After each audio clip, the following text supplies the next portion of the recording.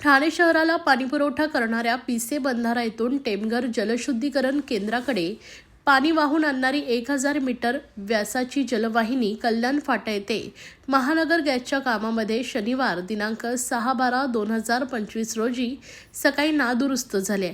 पाणीपुरवठा विभागामार्फत जलवाहिनीच्या दुरुस्तीचं काम मागील 2 दिवसांपासून सुरू आहे, परंतु जलवाहिनी जुनी व प्रिस्ट्रेस्ड कॉन्क्रीट पद्धतीची असल्यामुळे दुरुस्तीच्या कामासाठी आणखीन 3 दिवस वेळ लागण्याची शक्यता आहे.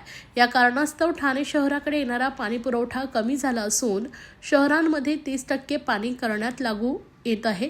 शहरामध्ये पाणी वितरणाचा समतोल ठेवण्यासाठी दिनांक 11/12/2025 पर्यंत झोनिंग पद्धतीनं पाणी पुरवठा करण्यात येणार आहे. यामुळे नागरिकांना कमी प्रमाणात व अनियमित पाणी पुरवठा होईल.